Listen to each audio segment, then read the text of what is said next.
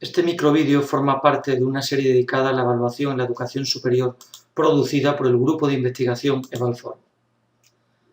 Concretamente está dedicado a los procesos de retroalimentación y proalimentación. Procesos poco conocidos y poco estudiados en el ámbito de la evaluación y menos aún en el ámbito de la evaluación en la educación superior. Se piensa comúnmente que un proceso de evaluación termina cuando un estudiante entrega una tarea, se le corrige y ofrece una calificación.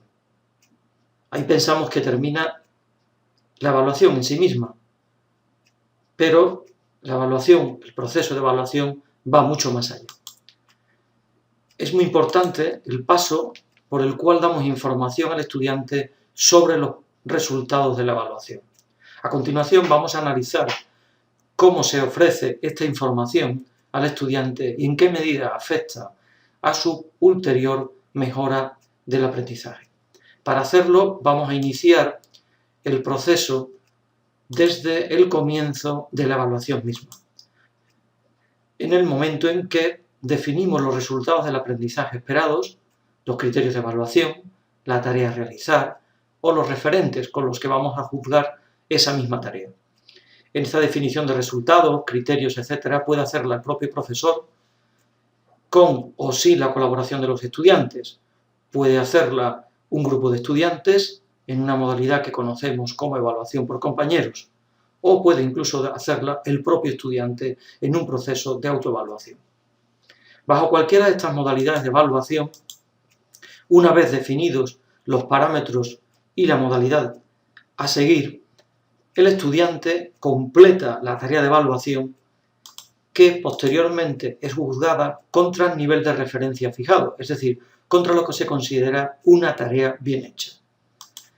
El resultado de esa comparación entre el nivel de referencia fijado y la tarea de evaluación realizada se determina utilizando un instrumento de evaluación del tipo rúbrica, escala de estimación, lista de control, etc. El resultante es una cuestión. ¿Hay diferencia entre la tarea de evaluación realizada por el estudiante y la tarea que se considera referente, umbral de comparación? Si no hay diferencia, quiere decir que el modelo presentado por el estudiante se ajusta al modelo previsto. En este sentido, el proceso de evaluación culminaría con un OK, la tarea está bien realizada, continúa con la siguiente tarea. Pero si el resultado es negativo, es decir, si hay una diferencia entre la tarea de evaluación realizada por el estudiante y lo que se espera que sea esa misma tarea, la información que se ofrece a los estudiantes es algo más compleja. Su objetivo básico es ayudarle a reducir la diferencia existente entre la tarea que ha realizado y lo que se considera una tarea de evaluación bien hecha, es decir, su nivel de referencia. En este proceso de dar información sobre los resultados de la evaluación, la diferencia hallada puede ser reducida bajo las tres modalidades de evaluación que hemos comentado. Bien una evaluación realizada por los profesores, bien una evaluación realizada por los compañeros o por el propio estudiante. Incluso cabría la posibilidad de que profesores y compañeros o estudiantes conjuntamente ayudaran a reducir la diferencia entre la tarea realizada y la tarea que estaba utilizada como referente. Es decir, una coevaluación. En el primer caso, cuando son los profesores los que ayudan a reducir la tarea, su función básica es proporcionar metas concretas que orientan al estudiante hacia dónde debe caminar su aprendizaje. De forma que el estudiante fije unos objetivos y, en función de lo que debe aprender, trate de reducir esa diferencia. Otra forma de ayudarle es proporcionarle retroalimentación o proalimentación efectiva al estudiante. Los compañeros también pueden ayudar al estudiante que ha entregado la tarea a alcanzar esas metas utilizando de nuevo procesos de retroalimentación o de proalimentación. Finalmente, el propio estudiante, a través del análisis de sus propias tareas de aprendizaje, sus conocimientos y habilidades previas, su dedicación a la tarea o su motivación y objetivos, con relación a la asignatura, puede reducir ese diferencial entre la tarea realizada y la tarea que estaba utilizada como referente. Si fuera necesario, tendría que incrementar su propio esfuerzo y dedicación a la tarea y, finalmente, a través de la modificación de sus habilidades y estrategias de aprendizaje, es decir, utilizando un proceso de autorregulación de su forma de aprender, llevaríamos a esa reducción entre la tarea de evaluación realizada y la tarea de evaluación prevista. El estudiante, con relación a la información que necesita para reducir el gap entre la tarea realizada y la tarea prevista, puede plantearse algunas preguntas a las que deberíamos dar respuesta. Una primera cuestión es ¿a dónde voy? Es decir, ¿qué aprendizaje es el que tengo que tratar de conseguir? En este sentido, bien el profesor, bien los compañeros o unos y otros pueden indicarle al estudiante hasta dónde debe reducir la diferencia entre su tarea y el referente. Es decir, deben darle feedback, proporcionarle metas de aprendizaje que el estudiante pueda perseguir, metas concretas. Otra pregunta que puede plantearse al estudiante es ¿cómo voy? Es decir, ¿cómo reduzco la diferencia entre la tarea que he realizado y la tarea que se espera que realice? En este caso, bien el profesor, bien los estudiantes o ambos deben proporcionar al estudiante información que le indique cómo mejorar la tarea de evaluación realizada. Es lo que llamamos retroalimentación o feedback. Por último, el estudiante puede plantearse ¿y ahora qué? ¿Necesitaré repetir este proceso de equivocarme en una tarea y recibir información continuamente? ¿Hay alguna forma de solucionar esto con vistas al futuro? De modo que pueda anticiparme a los errores. Bien, esto supone ofrecerle al estudiante información para que autorregule su propio aprendizaje. Es lo que llamamos feed forward o proalimentación. Continuando en el proceso de dar información a los estudiantes, podemos encontrar diferentes tipos de información que puede proporcionarse al estudiante con relación tanto a las metas de aprendizaje como a los procesos de retroalimentación y proalimentación, actuando a 3 niveles para reducir el diferencial entre la tarea que ha realizado y la tarea que se espera o se esperaba que realizara. El tipo de información que puede aportarse al estudiante puede ser concreta, darle una información precisa sobre el error que ha cometido, la información que falta, la inconsistencia de un argumento, o puede ser abstracta. Podemos darle información en términos de el proceso está incompleto, haría falta definir mejor los conceptos, añadir más información a la definición, etc. Por tanto, la información aportada puede ser concreta o abstracta. Puede ser muy simple, darle el resultado del ejercicio para que él pueda comparar su resultado con el resultado utilizado como respuesta correcta, o puede ser complejo. Al estudiante se le puede plantear una pregunta o un conjunto de preguntas para que reflexione sobre sus propios resultados y de ese modo analizar cómo puede progresar en el aprendizaje. Otro nivel de información hace referencia a la oportunidad de la información que se le aporta. En ocasiones, sobre todo cuando la tarea es muy simple y si el estudiante se ha equivocado en un aspecto de la misma puede paralizar su posterior aprendizaje, puede ser aconsejable que la información se le aporte de manera inmediata.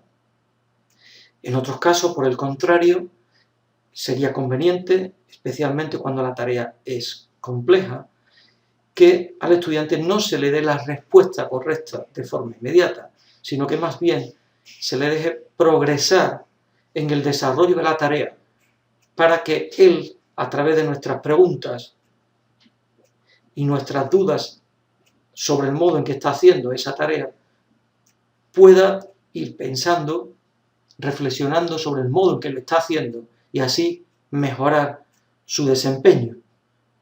sería algo parecido a dejar que se equivoque, que cometa errores y luego corregirle con nuevas preguntas sobre el modo en que está haciendo la tarea.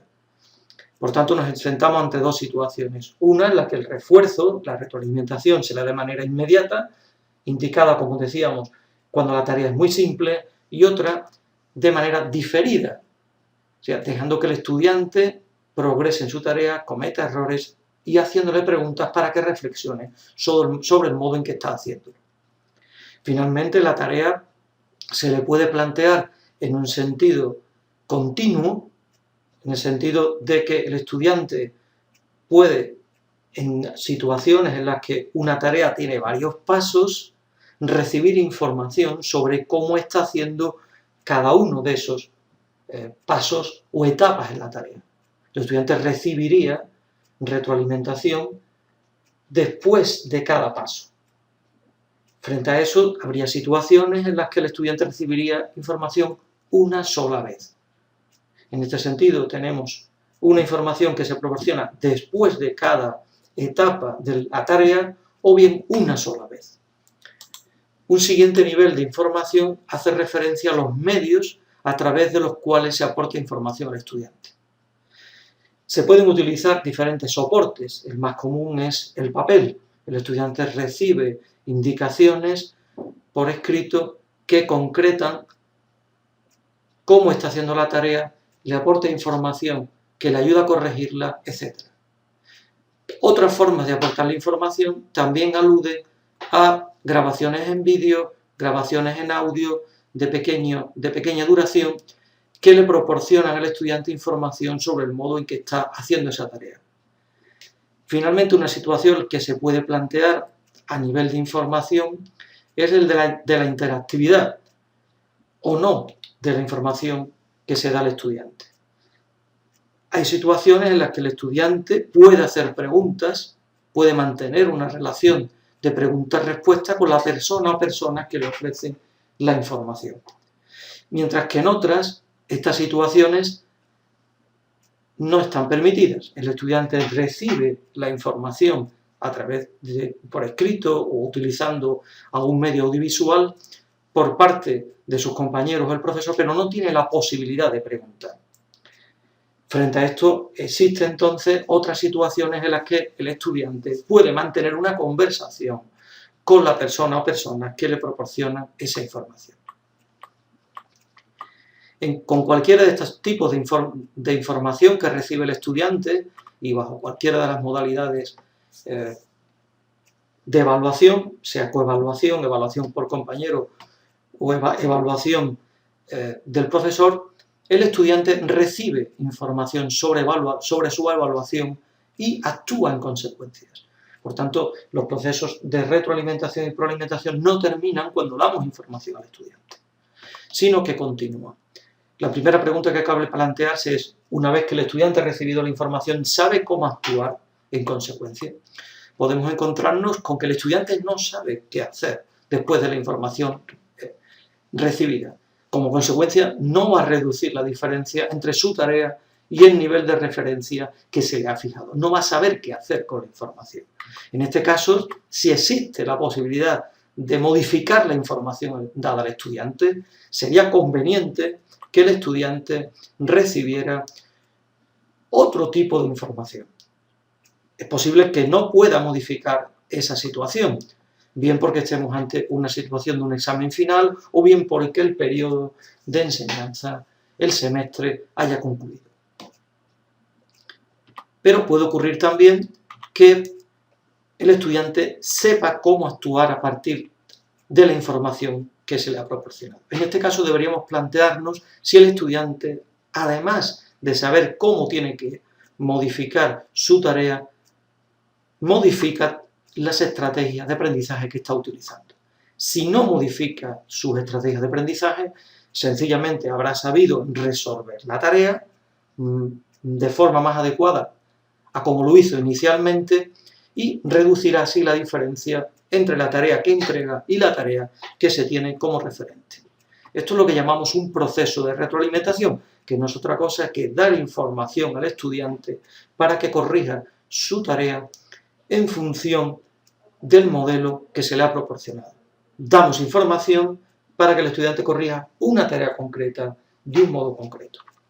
Pero también es posible que el estudiante aprenda a través de esta información que le hemos proporcionado a modificar su estrategia de aprendizaje. Es lo que llamamos un proceso de autorregulación, donde el estudiante va a modificar no solo la tarea que le proponemos, sino sus estrategias. De modo que en el futuro se va a empoderar del proceso de evaluación, analizará sus propias tareas y revisará sus estrategias de aprendizaje para así lograr mejorar su desempeño como estudiante en una materia o asignatura determinada.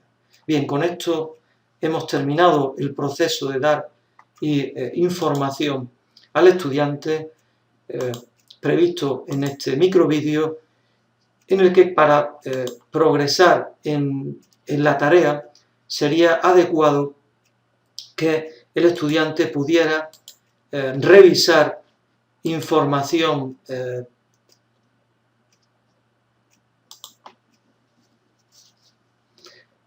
a partir de la guía de proalimentación y retroalimentación. Con esta información el estudiante puede ampliar el modo de hacer los procesos de retroalimentación y proalimentación. Sin más, nos despedimos en este micro.